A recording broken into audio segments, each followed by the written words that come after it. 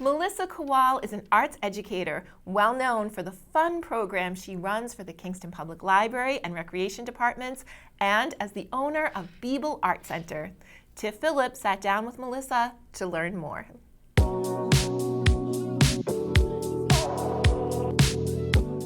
Okay, we're here with Melissa Kowal, owner of Beeble Art Center. I'm so excited to have you. Oh, thanks for having me on. So I want to get right into it. Can you tell us a little bit about your background, where you grew up?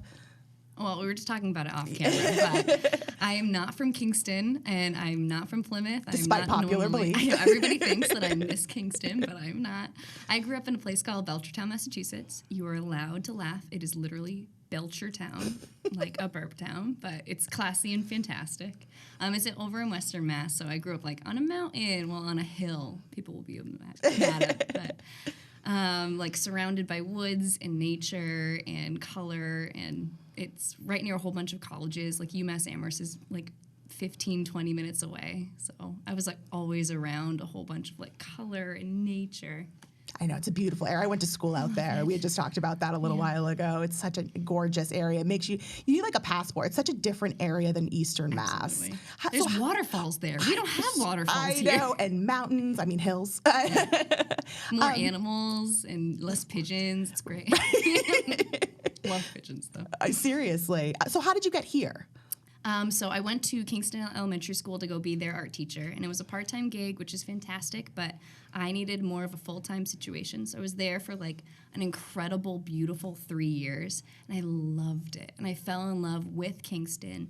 I started living in Kingston for like 3.5 years, right next to, we were talking about this too, like the trifecta of I lived across the street from the recreation center, I lived next to the library, I lived near the Adams Center, and I just kind of like fell in love with Kingston all at once. It was so wonderful. And being able to be a part of that community with the elementary school, which is the best elementary school I've ever gotten the privilege to work with. Wow. And I've worked with quite a few of them by now. Yeah. Oh, wow. So you just became a Kingstonian. Is that what you call them? I think so. Sure, we'll go with Let's it. do it.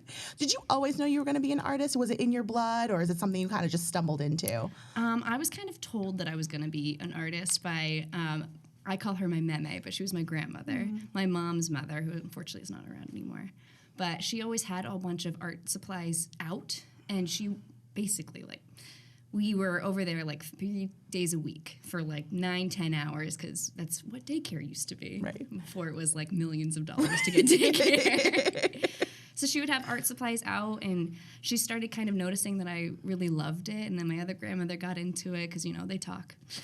And then I just started to fall in love with color and being able to paint and making things that weren't there before. I really loved popsicle sticks and making little communities. So then now I'm just making communities through art, but with real people. That's a great way of looking at it. But still with some popsicle sticks mixed in there. Right. I mean, life would not go without popsicle sticks. I mean, you got to remember at a young age building a popsicle, birdhouse. Having to eat all the popsicles. Oh. But you had to eat them with the jokes on them, clearly. That's probably where I get my horrible jokes from. You get both, the art and the jokes. The more horrible, the better. I love it. Yeah. So how did you get into teaching? Did you go to school for that? Oh, yeah. I actually shadowed my art teacher when I was in high school, and it was totally like a fluke. We had an amazing biology teacher named Mr. Monroe. Oh, I loved him. He was one of my favorite teachers, one of them, not my favorite. And he wanted us all to do job shadows to figure out, okay, what do you want to be when you grow up? You don't need to know now, but you need to know what you don't want to be. And I was like, okay, I think that I love art, and I love teaching, and I love people. So I'm going to go shadow Miss St. Pierre. So I went and go shadow in her room, and I just absolutely fell in love with being able to show people how to make things, and then they go and make something different. Being able to show the pinch pot, and she was a ceramicist, so she went in and just actually worked with the clay and showed me how to wedge things, and I was like, oh, okay, I want to be you when I grow up. And Miss Texera was also she was one of those art teachers that, I don't know if you've ever had this, but she started with us in elementary school, and then there was an opening job at the middle school, so then she went there, and then there was an opening job at the high school, so she went there. So I was like, oh, she's the coolest person I've ever seen in my whole life. So I was like, okay, I want to be both of you when I grow up. And done. So then I went to school to be in art education. Isn't it amazing how teachers can just do that, just change your whole world around? I mean, I think we take for granted how much of an impact they have on our lives, for sure. I don't think kids do. I think kids know that, oh, this is where I'm going to start my education, and you are my role model, and I'm going to know you forever. That's what I've seen with my students. They don't forget you. Oh, I love that. I mean, you don't forget the good ones, for sure, for sure. Or the bad ones. I mean, I'm not going there, but yeah. So Beeble Art Center, how did that evolve? Oh, it came out of COVID, much like everything around us now. Fair.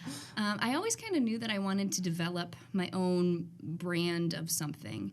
Even when I was younger, I've always wanted to do like something entrepreneurial. And I wanted to figure out how to be an art teacher, but also how to kind of dive into something that wasn't public school. Because in public school, you have the kids for either 30 minutes to 45 minutes. Sometimes, if you're really lucky, you get them 2 hours, maybe once a week to twice a week. I used to be a high school teacher at East Bridgewater. And I was like, okay, I love all of these age groups, from kindergarten to when you're 99 years old. How can I work with all of them all at once and still develop art with them and still be a teacher, but maybe just outside of the school system? And then my lovely husband, Dan Duggan, said, okay, just do it. Just, like, make your own company. And I was like, no, that's not possible. You can't just, like, do that. And he was like, why not? Oh, you can just, like, stop teaching? What do you mean? I can just, like, not have a job for, like, a second? And he's like, yeah, it's the summer. Yeah. You're just making your curriculum anyway. Just do it outside of the classroom. And I was like, oh, you're very smart, sir. That's why I picked you to marry. You know, that should be everybody's motto. Why not? Yeah, exactly. Especially during the pandemic. It's like, you're just going to have to pivot. Why not? Yeah. Especially because I think that we were all so confined and being like, okay, no, this is not a part of the dream life. I'm going to make my dream life. I was just talking to a friend of mine, Cassie Wadden, and being like, if you have the opportunity to create the life that you want to live, you better do it. You're only living, and you're only going to be this person once, and I'm only going to be able to do this job for as long as I'm able to, hopefully for the next 50 years, but who knows? And it's working, which is even more incredible. It could have not worked. Right? But it did. I mean, because you just have to take the plunge sometimes. Yeah. Where did the name come from? So Beeble is my childhood nickname. Oh. My mom and my dad used to call me Bee, Honeybee, because I would just, like, buzz around and she's just a little bee. She's just this little, like, thing that has a stinger, and she can be very sweet. And then my dad started calling me Beeble, kind of like, you know how you have a dog or a cat, and you're like, that is not the name that you chose. Like, I have a cat named Mac. His real name's Macaroni. Does he know that name? Absolutely not. But he started calling me Beeble, and then I was like, okay, what if I had, like, a children's line of something called Beeble? That's really cute. Or, like, a antique store named Beeble or something. And then eventually, when Dan told me to do this company, and I was like, oh, I can't call it anything but Beeble Art, LLC. It's perfect. I love that. And it's such a cute name. And I bet everyone is like, what is it? That's what I was going to ask you. Does everybody ask you, like, where did it come from? Absolutely. Or they don't know how to say it. They're like, blah, blah, blah. Right. Yeah, whatever, you know, your little company thing. How do you feel like you've changed since you started? How has it evolved over time? Oh, I can finally understand what I need to buy and what I don't need to buy. Fair. At the first part, it's art supplies. It's the most fun thing to buy in the world. You buy it all. You just keep going, and then you're like, oh, okay. So I normally just do, like, clay and painting and drawing. I don't need pom-poms or glitter. I just don't need those things. I would mistakenly just buy, like, $300 worth of Lisa Frank stickers, just, you know. Been there. Those coupons, you just get whatever you get. So why teach? Why? What does it do for you? How does it make you thrive? Like, how do you feel when you teach? It's the first connection that we kind of have in this world, is being taught something, whether it's by your parent or guardian or sister or brother or somebody in your community. It's the first connection. And that connection that you have to another person when you're teaching them something new is, like, completely like none other. Being like, okay, it's the teach the person to fish narrative, right? You know, you can give them the fish, you can give them the art, and they will have it, and they'll be like, great. And then when they move, they might leave it behind. But if you teach them how to make the art and they leave that thing behind, they could fill an entire museum with what you taught them. And that's the connection that I really like. What do you hope students take away from your classes? Just a joy of creating something. They might not have the best dexterity. They might not know how to mix colors perfectly to get a skin tone, but the fact that they want to do it after they leave my class is the best element that I could ever teach anybody. What about your own art? Do you have a particular style or medium? You like a lot of color. I know that, which is great. Vibrancy. Probably just vibrancy, and I love to do a lot of things with clay and textural designs. So I think color and texture I'm just so fascinated by, especially with plants. They're so natural in everything that they produce, and plants are so vibrant, and the fact that they have that like texture, like this table has texture and it's from a natural wood-ish. Seeing that in nature inspires me so much that I love to like reproduce it in either my ceramics or into my paintings. It's so funny that you say texture, because when we first met you, we met you at the Kingston Mural. That we did a piece on that with Sue Woodward from Kingston Recreation. And I remember there are textures on the wall, like a sensory thing. And that's so amazing. So like that's really a part of your medium. That's fantastic. I love that wall, by the way. With my art, I feel like it's really important. No matter who you are, you can experience it. So even if you do have something wrong with your vision, or if you have something going on with your senses, maybe you get really overwhelmed, you can break it away and actually get something out of the art that I hopefully produce and that I teach, depending on whoever your skill set or whatever you have going on. Do you have any particular artists that inspire you and like your teaching? Oh, all of them, but I forgot all of them now. Since it is Women's History Month right now, I don't know when this is coming out, but hopefully right now.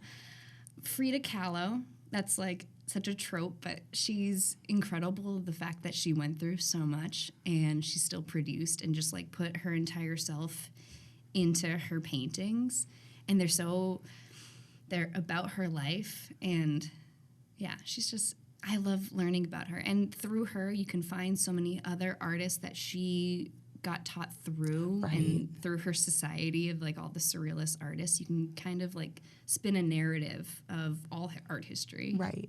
And it is interesting with Frida Kahlo because she has such a great sense of herself through her art. Like she has a style of her own that no one else can make. Yeah, she was way beyond her time for sure.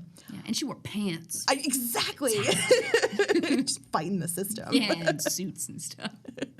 How would you describe your outlook on life? You seem to be like a very optimistic person. Is that true? I think that there is so much going on in the world that you have to try your best to be the good in it. Be the good. You're not going to be always. Sometimes I'm very grumpy. Sometimes I'm very sad. Sometimes I just like collapse on the floor and my cats see if I'm dead, you know? But you have to find something that is the good in your day or the good that happened. I even have a little plaque that I made at East Bridgewater, and it sits above my doorway that when you walk through the doorway, it says, be the good.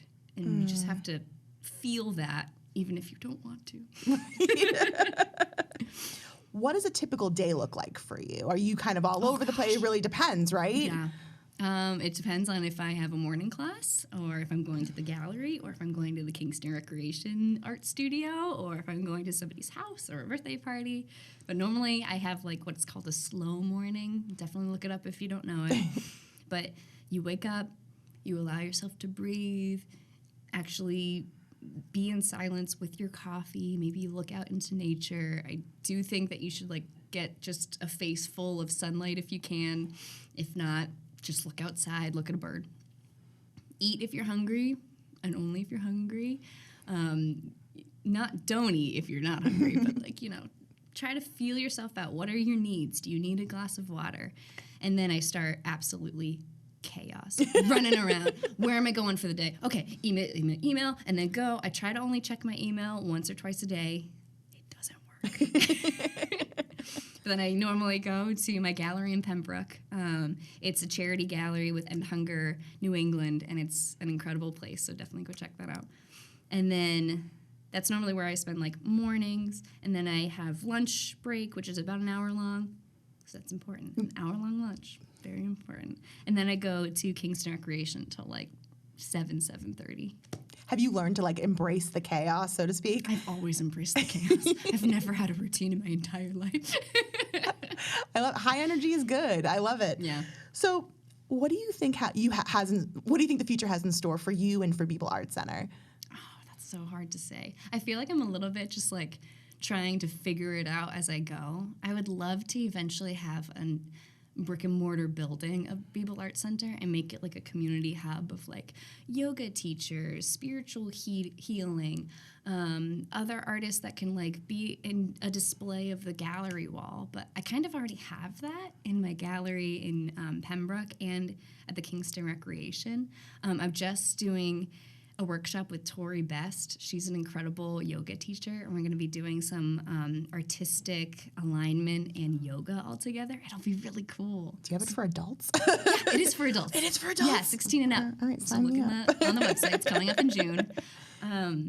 But doing something like that, but having just one place for it. Right now I'm kind of like all over the place running around, but I would like to eventually have a routine. Maybe, but who knows? If it's in the cards. Yeah. Melissa Kowal, thank you so much. Such a joy. I hope we do a lot more future collaborations together. Oh, we will, don't worry. Thank you so much. Oh, thank you for having me. Visit beebleart.center to check out more from Melissa Kowal.